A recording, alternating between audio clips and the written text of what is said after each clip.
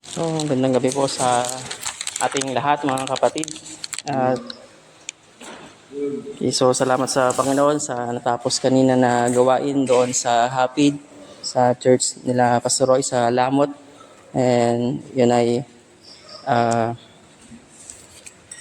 parang strengthening sa faith ng mga workers nung makakasama sa ganon. At thank you sa I was spared although sa gawain dito sa construction. Papasalamat ako na ako ay hinayaan nyo na makarating po doon. So, salamat po. So, gusto kong sabihin na as an illustration, kasi sa pag tinitingnan natin yung puno, di ba, alam natin na yung punong yun, bago siya naging puno, ay nagsimula sa isang maliit na buto o binhi. Karamihan ay nagsimula sa seed na tumubo mula sa ibabaw. Sa ilalim siya nagsimula. So may mga bagay na visible pero nagsimula siya na hindi halata. At parang ganun din sa kasalanan, yung panlabas na akto ay maaaring kitang-kita pero yung simula noon ay nangyari na bago pa natin nakita yung akto. So katulad din ng isang malaking apoy na hindi naman siya nagsimula bilang great fire, kundi nagsimula siya sa isang bagay na maaaring hindi natin napansin, katulad ng spark. So, parang insignificant siya sa una.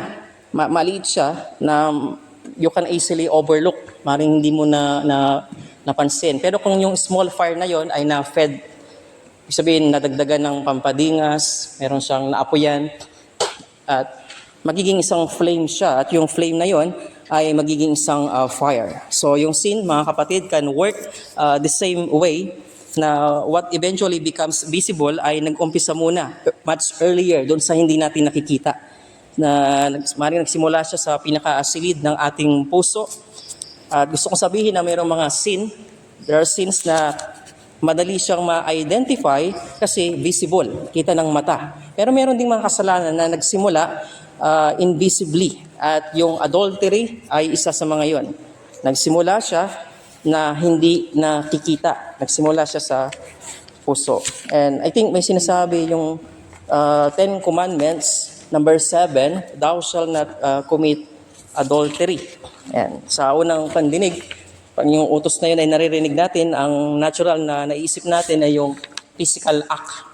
Kasi yun yung karaniwan na meron ka ng asawa, meron ka pang extra.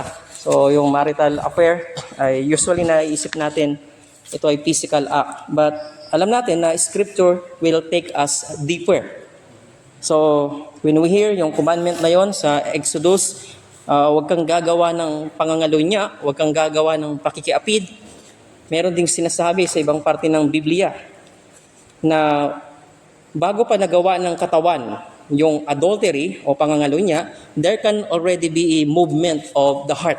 Nagsimula ng kumilos yung puso, and this is especially important when we are counseling someone who says, I think I'm falling for someone. Pwedeng sabihin ng isang married woman, I think I'm falling in love for someone. So tayong mga Christian counselors ay bahagi ng ating tungkulin na magbigay ng scriptural counsel.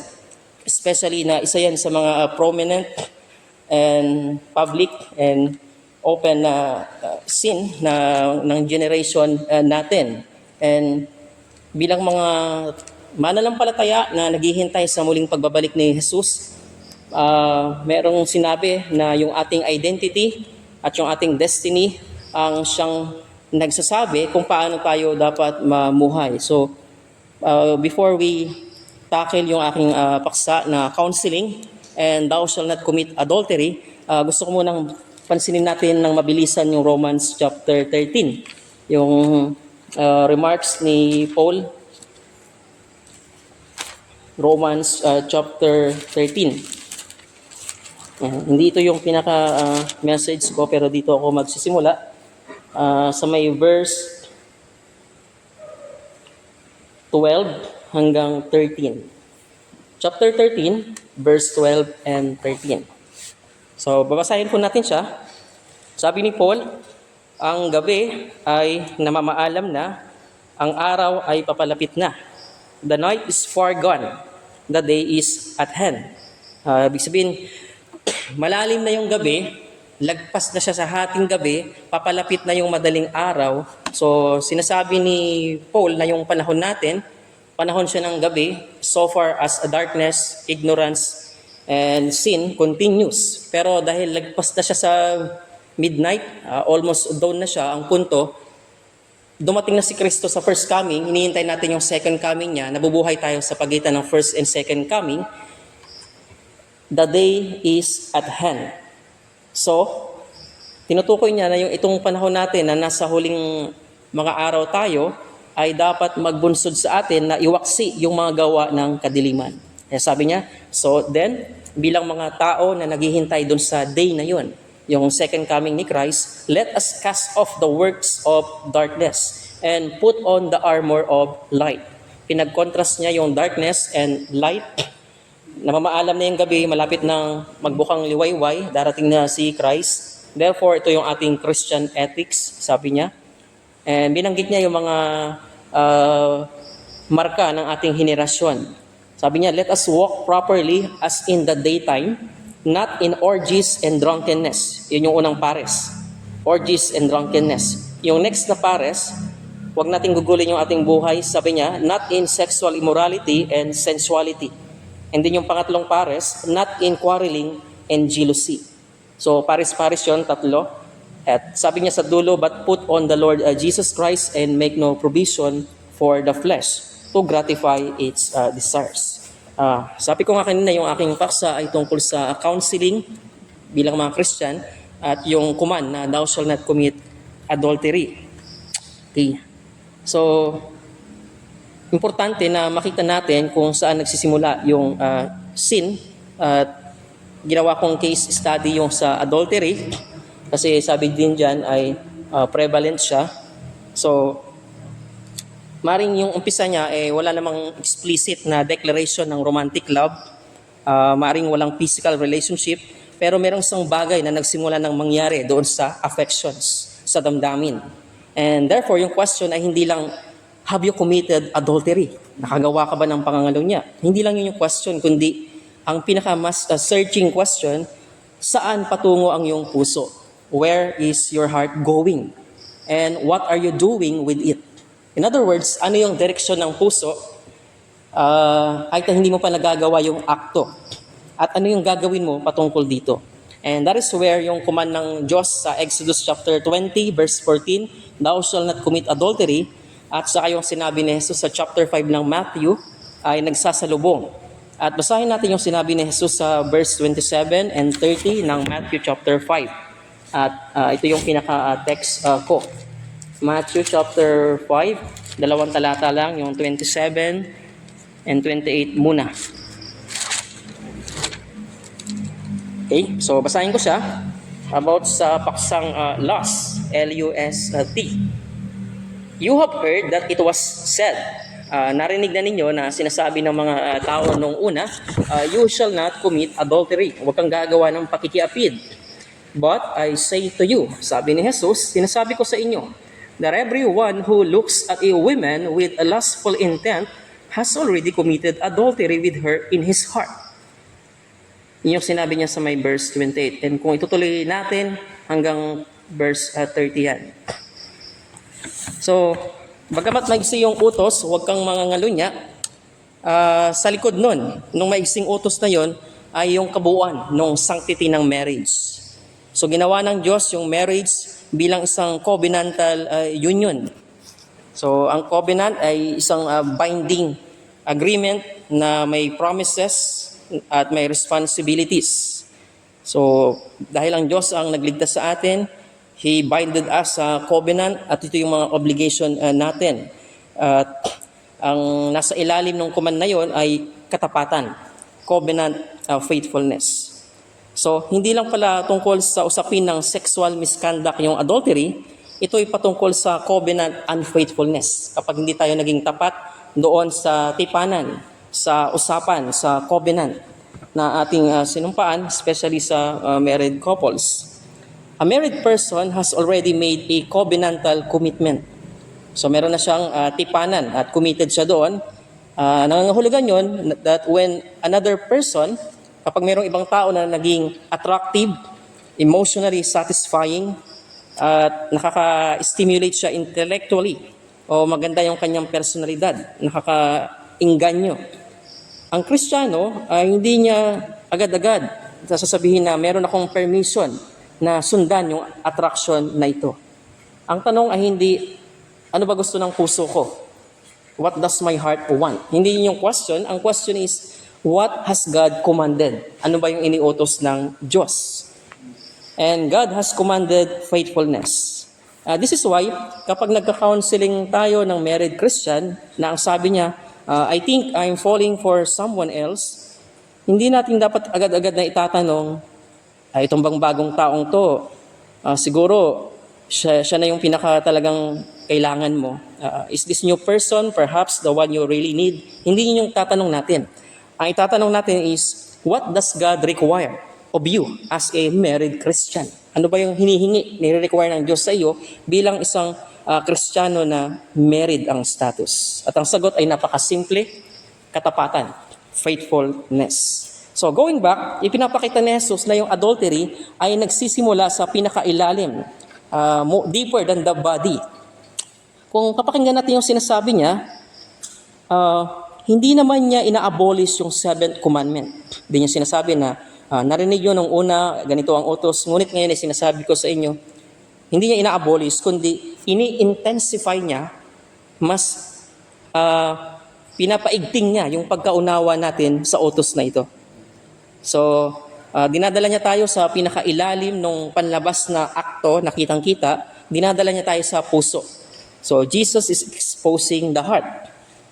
Maaaring yung katawan natin ay hindi pa nakapag-commit ng physical act of adultery, while the heart is already cultivating the direction that leads toward it. Ibig sabihin, mas mabilis kumilos, maglakbay ang puso bago pa gawin ng katawan. Maaaring yung katawan mo, wala naman doon sa lugar na yon, o wala sa lugar na to, hindi mo siya kasama. Pero yung puso mo, sabi kasi yan yung mind sa heart Yung mas lalo mong iniisip, mas lalo siyang nagpe-penetrate sa kalooban mo. So mabilis maglakbay ang puso. Kaya ina-address ni Kristo yung ating puso. At ang question ay hindi lang, yung bilang counselor, hindi tayo nagtatapos sa question na o sa pagsasabi na don't sleep with that person. Huwag mong tabihan, huwag kang makitulog. Yun ay euphemism, no? Pag sinasabi natin don't sleep with that person, yung decente na pagsasabi na huwag kang magkaroon ng sexual intimacy o pakikipagtalik sa taong yan. So gumagamit tayo ng euphemism para medyo hindi siya bulgar.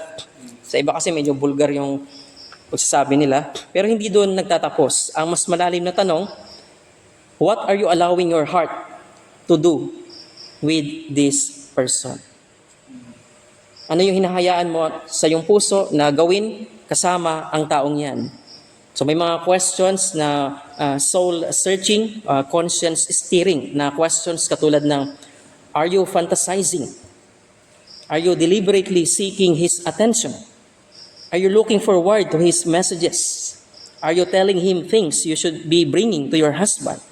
Are you comparing Him favorably with your husband? Are you emotionally depending upon Him? Are you creating opportunities to be alone with Him?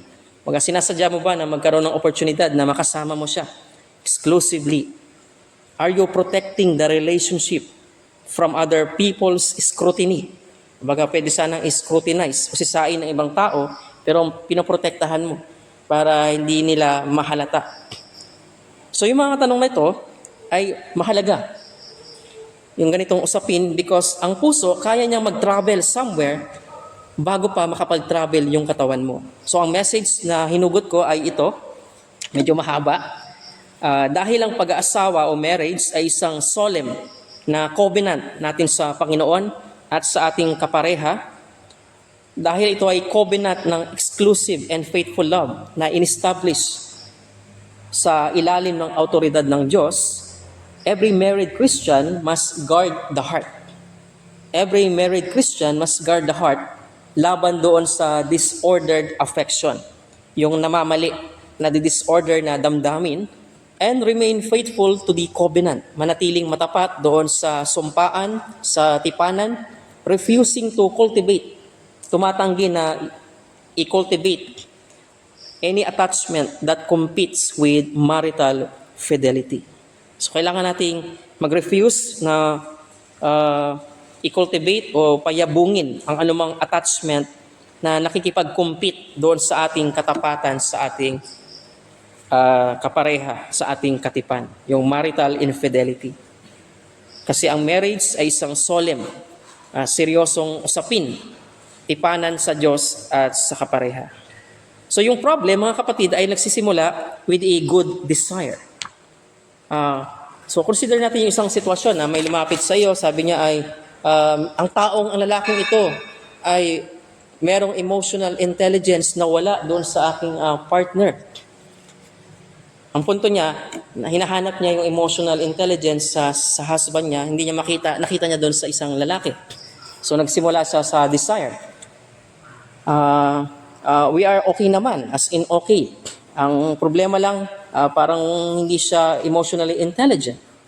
So, kung papansinin mo yung ganong statement, hindi niya talaga nararamdaman na naunawaan siya emotionally nung husband niya, pero naunawaan siya nung ibang lalaki. Siguro, mas nakikinig ng better yung isang lalaking yon at maring mas nakikipag-communicate siya ng may sensitivity, nakikinig talaga siya, maring napapansin niya yung mga bagay na hindi masyadong napapansin ng husband. So, wanting to be understood is not sinful. Yung gusto mo na maunawaan ka, hindi siya makasalanan. So, yung gusto mo ng tenderness, hindi siya sinful. Gusto mo ng meaningful communication, hindi siya sinful. Gusto mo ng emotional intimacy sa marriage, hindi siya sinful. Pero yung problem, not necessarily yung desire. Ang problem is what happens kapag yung good desire ay naging isang disordered desire. So, maaari ka magsimula sa pagsasabi na, I wish my husband understood me more.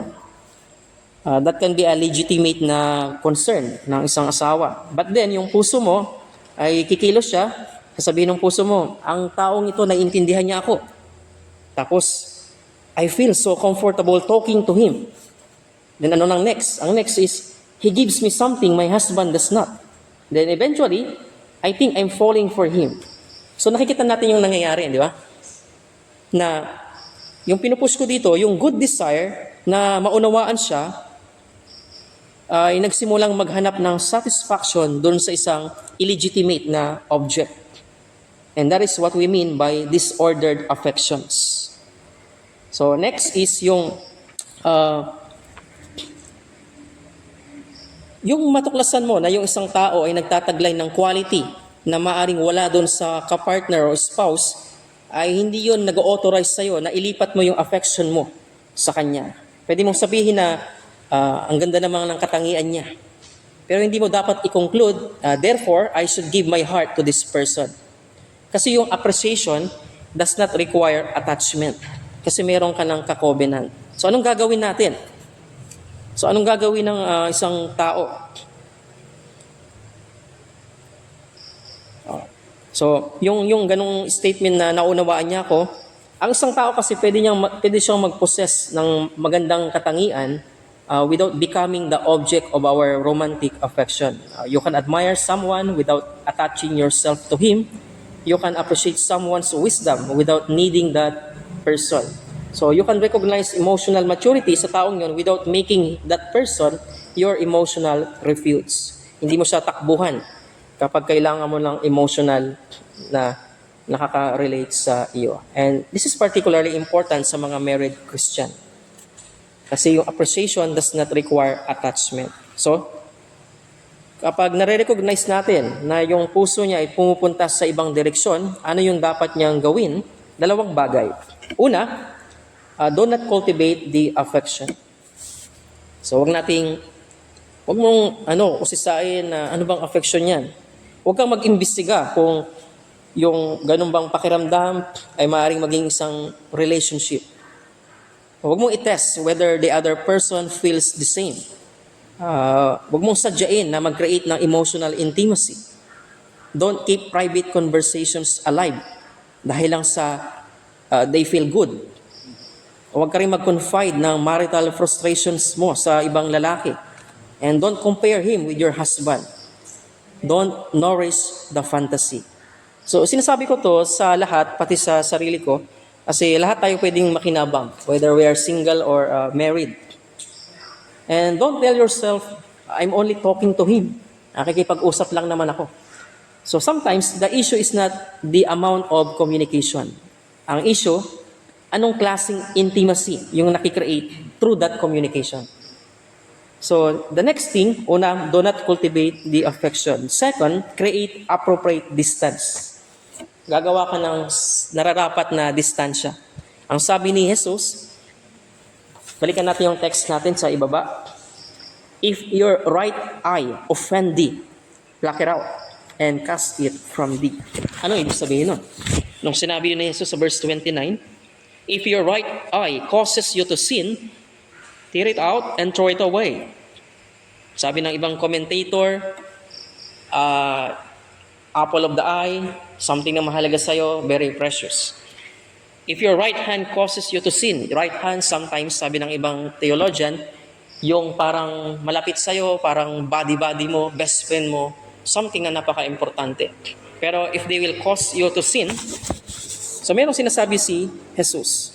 Hindi niya kinukuman yung literal na i-mutilate mo yung body mo, paputulin mo yung kamay mo, dudukutin mo yung mata mo. So gumagamit siya ng hyperbole. He is exaggerating the point to make an emphasis. So nagtuturo siya ng radical na seriousness. Yan yung approach natin sa sin. When we are dealing with sin, we have to be in a serious na approach. So radical means from the root, the word radical. Mula sa ugat. Ano ba yung ugat? So ika-cut off mo doon. So pansinin natin, kung ang isang bagay ay repeatedly nagiging isang occasion para sa kasalanan, if something repeatedly becomes an occasion for sin, we don't casually keep feeding the occasion. Ang point, we establish boundaries.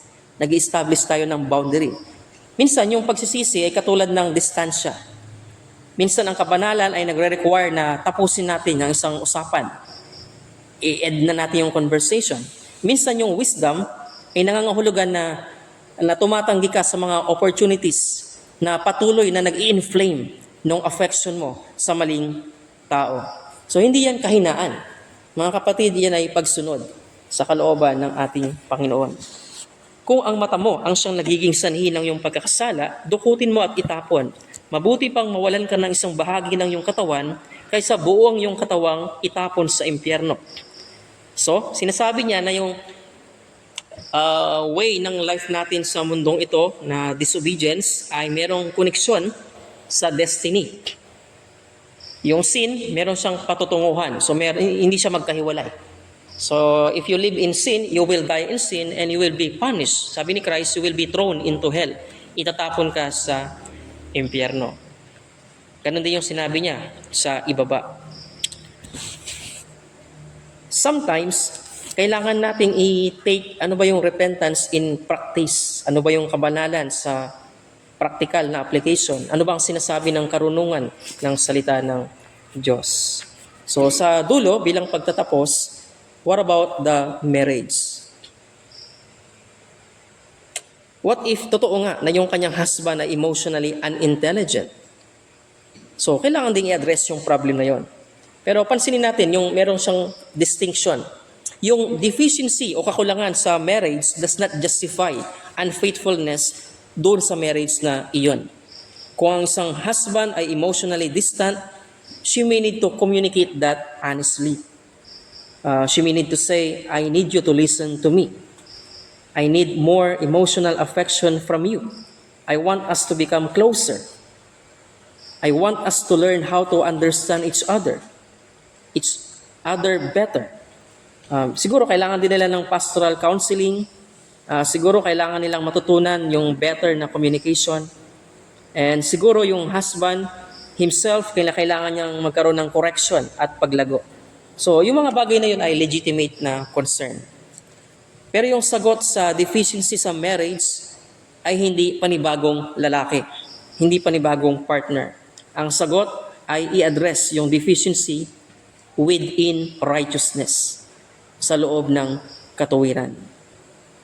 Kasi yun yung daan na kinalulugdan ng Panginoon. May daang matuwid sa tingin ng tao, pero kamatayan pala yung dulo nito. So nagbibigay si Jesus ng warning.